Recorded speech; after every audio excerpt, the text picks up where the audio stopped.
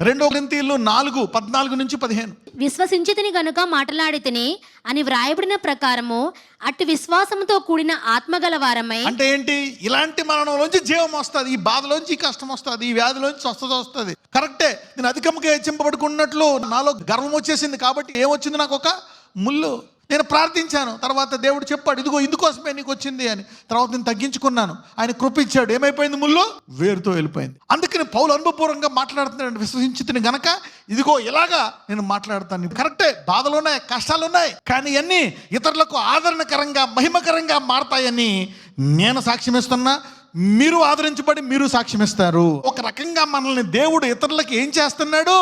వెలుగ్గా చేస్తున్నాడు. అంతకు మించి ఇంకేమీ జరగదు. God is making you as light of the world.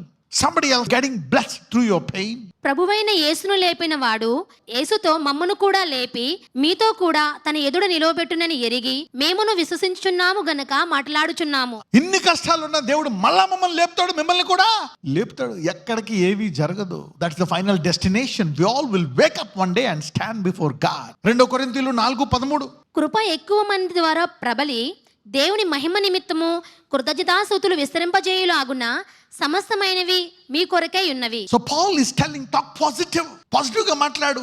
వాక్యం అనే బేస్ ఉంటేనే పాజిటివ్ గా మాట్లాడగలరు. ఇప్పుడు ఎంతమంది నీ కష్టాల్లోంచి ఇతరులకు ఆదరణ వస్తుంది అనుకుంటున్నారు? ఎంతమంది పౌల్లో మరణాన్ని జీవముగా మార్చిన దేవుడు క్రీస్తులో ఉండే మీ యొక్క బాధలను మరి సాక్ష్యాలుగా మార్చడం అనుకుంటున్నారు? ఎస్, వాట్ ఒకరికి చేసిన దేవుడు ఎంతమందికి చేయగలడు? అందుకే డు నాట్ ఫెయింట్. అలసిపోక ఇంతేనా నా జీవితం అంతా, ఇలాగ ఇంకా నాకు బ్రేక్ ఉండదా? ప్రతి బండికి బ్రేకులు ఉంటాయి, నా బండికి బ్రేకులే లేవు. కష్టాల కాలంలో కొట్టుకుపోతా ఉన్నాను, కానీ పని అయిపోయిందా? అవలే. All things work together for good to those who love God. So do not faint. లూకా 18:1. వారు విసుగక నిత్యము ప్రార్థన చేయుచుండవననుటకు ఆయన వారితో ఈ ఉపమానము చెప్పెను. And he spake a parable unto them to this end, that men ought always to pray and do not faint. అలసిపోతాం ప్రార్థించి. ఒక్కొక్కసారి స్టార్టింగ్లో ప్రార్థిస్తే టక్కటక్క జరిగిపోతున్నాయి, ఒక్కొక్కసారి ఎంత ప్రార్థించినా ఏమీ జరగట్లే, ఇంకా పెరిగిపోతున్నాయి, రివర్స్ అయిపోతుంది. అప్పుడు ఏం చేయాలనిపిస్తుంది? ప్రార్థన చేయాలనిపిస్తుంది, ఇక సొమ్మసిల్లిపోతావు, నువ్వు తూలిపోతావు, అయిపోయింది, ఫినిష్, నో మోర్. ఇక నాలో ఈ ఓపిక లేదు, I cannot pray any more. అందుకే దేవుడు చెప్తున్నాడు, విసుకక. Something is working in you, something is working in you. నీలో పనిచేస్తున్నాను నేను, నువ్వు విసుకక. ఆ ఘోరమైన మరణమే పౌల్ని చంపలేదు. ఈ చిన్న చిన్న వ్యాధులకి, బాధలకి, కష్టాలకి, కాడులకి ఎందుకు అలసిపోతున్నావు అని దేవుడు చెప్తున్నాడు. లూకా 18:7-8. దేవుడు తాను ఏర్పరచుకొనిన వారు దివారాత్రులు తన్ను గూర్చి మొరపెట్టుకునిచుండగా వారికి న్యాయము తీర్చడా? అంటే నువ్వు పగల చేస్తున్న ప్రార్థన, రాత్రి చేస్తున్న ప్రార్థన, ప్రతి ప్రార్థన విన్నాడు. You see now, God heard this 10 years of prayer that you prayed in the morning and also in the evening, every day. కావాలని ఆయన వెయిటింగ్ లిస్ట్లో పెట్టాడంట. ఆయన చూస్తున్నాడు, నువ్వేం చేస్తావా? తాను ఏర్పరచుకునేవారు దివారాత్రులు తన్ను గురించి మొరపెట్టుచున్నగా, అంటే దివారాత్రులు మొరపెడతావా లేదా అని ఆయన చూస్తున్నాడంట. అంటే ఏంటి? గొప్ప విశ్వాసం ఎంత ఆలస్యమైనా ఎంత శ్రమైనా మొరపెడుతూనే ఉంటుందంట. So he is looking for faith. తను ఏర్పరచుకునే వారిలో విశ్వాసం ఉందా లేదా చూస్తున్నాడంట. నీలో విశ్వాసం ఉందా లేదా అనండి. చేతులు ఎత్తేసావా, ప్రార్థిస్తున్నావా అనండి. సొమ్మసిల్లిపోయావా, అయిపోయింది నా పని అనుకున్నావా? No, you are not finish. తను ఏర్పరచుకునేవారంట, ఏర్పరచుకొని కావాలని చూస్తున్నాడంట. వంక ఏం చేస్తారు వీళ్ళు? కాబట్టి ఇప్పుడు దాకా ఆపేసింది చాలు, ఇల్లు మొరపెట్టున్నాడు. Don't take a break. God is counting on you. మనం అనుకుంటాం ఇంకా ఏంటి, ఇక కొంతకాలం ప్రార్థన చేసి ఇక దేవుడు చేయడేమో అనుకుంటున్నాం. కంటిన్యూ చేయి అంటున్నాడు పరిశుద్ధాత్ముడు లోపల. కంటిన్యూ. చదువమ్మా 8. ఆయన వారికి త్వరగా న్యాయము తీర్చును, వారి విషయమే కదా ఆయన దీర్ఘశాంతము చూపుచున్నాడని మీతో చెప్పుచున్నాను. ఆయనను మనుష్య కుమారుడు వచ్చినప్పుడు ఆయన భూమి మీద విశ్వాసము కనుగొనునా? ఆయన పొద్దున్న నీ గురించి చెప్పుకోవాలి గొప్ప అందరి ముందు. ఇదిగో అబ్రహాము, ఈయన ప్రార్థన నేను 20 సంవత్సరాలు వినలే, అందుకే అబ్రహాము విశ్వాసులకు తండ్రి. అక్కడ ఒక టోకెన్ ఇచ్చాడు. ఇదిగో ఈ సహోదరికి నేను 5 సంవత్సరాలు వినలే, అయినా అలాగే నమ్మకంగా ఉంది. 10 సంవత్సరాలు ఆలస్యం చేశా, 5 సంవత్సరాలు, 7 సంవత్సరాలు, 11, 25, వీళ్ళందరూ విశ్వాస వీరులు ఇక్కడ కూర్చోండి అంటున్నాడు దేవుడు. There is a reward. నువ్వు మధ్యలో అలిగి నువ్వు వేస్ట్ పడేసి వెళ్ళిపోయావు. నువ్వు కొంతమందిని తిట్టావు, కొంతమంది రకరకాలుగా అనుకున్నావు, లోపల ఒకటి అనుకున్నావు, కానీ అక్కడ పైన చూస్తున్నాడు, విశ్వాసం కదిలిపోయింది. కొంతమందికి తారాజు వాళ్ళకి సుర్రం పైకి వెళ్ళిపోతుంది, ఎంత పైకి వెళ్తుంది అక్కడ పేలుతుంది, మళ్ళీ వచ్చి బుడిది పడిద్ది కింద. శాటిలైట్స్ అని ఉంటాయి. అవి వెళ్ళి ఆర్బిట్లో ఉండి మనకి సిగ్నల్ ఇస్తూ ఉంటాయి. హలో ఏం చేస్తున్నావు, అక్కడ ఉండే వాళ్ళు మాడుతున్నాం కదా, అదే చేసేది శాటిలైట్. నువ్వు కూడా శాటిలైట్ లాగా అలా పనిచేస్తూనే ఉంది దువుగాక. You see that? Yeah, this is what God wants you to do. Carry on. భూమి మీద విశ్వాసం చూస్తున్నాడంట. అంటే ఏంటి? ఈ ఆలస్యంలో, ఈ విశ్వాసంలో ఈ నిరీక్షణ ఇంకా ఉందా లేదా, ఇంకా కనిపెట్టుకున్నావా లేదా? ఎందుకు అంతకుముందు టక ఆలకించాడు ప్రేయర్. ఇప్పుడు ఇది 10 సంవత్సరాల నుంచి ఆలకించట్లేదు ఈ ప్రేయర్. కాబట్టి ఈయన దేవుడు కాదు. నేనేమన్నా తప్పు వెళ్తున్నానా? బైబిల్ నిజమైన బుక్కా కాదా? కదిలిపోయావు. యోహాన్ అంటున్నాడు, జైల్లో వేసేశారు, యేసు ప్రభువు ఉన్నారు, ఆయన గురించి ఏర్పరిచాడు మార్గం. ఆయనే లోక పాపమును మోసుకెళ్ళిపో గొర్రెపిల్ల ఈయనే అని సాక్ష్యం ఇచ్చాడు. జైల్లో వేసి 2 రోజులు రాలే, 3 రోజులు రాలే. హలో, ఒకసారి వీళ్ళు అడగండి, రాబోవాడు ఈయన కాదా అని. ఇంతకాలం నేను ఎడారిలో ఉండి ఇంత చేశాను, ఈయన కాదా అని. ఇదిగో ఆయన గురించి చెప్తాడు, కదిలిపోయిన ఒక రెల్లి. కదిలిపోయాడు జైల్లో. ఈరోజు ఒక ఇబ్బందిలో ఉన్నావు అంటే విశ్వాసంలో ఉన్నాడా లేదా? ఆయనప్పుడు లేదు.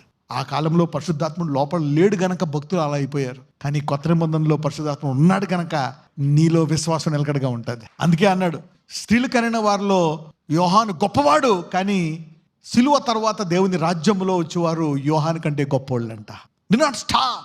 తప్పకుండా ఒక టైం వస్తుందంట, త్వరగా న్యాయం తీరుస్తాడంట. He will surely but quickly judge you. అంటే అక్కడ త్వరగా అంటే షూర్లీ అన్నమాట అర్థం. తప్పకుండా న్యాయం తీరుస్తాడంట.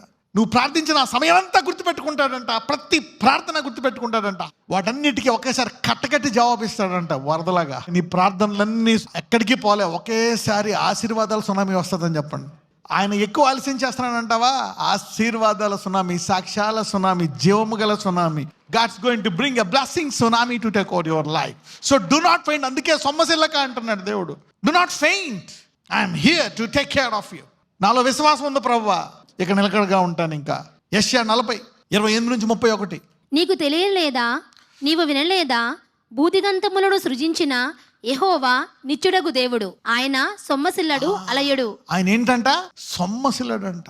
కానీ ఇక్కడ దేవునిలో ఒక గుణం ఉందంట. ఆయనంట సొమ్మసిల్లడంట, అలయడు.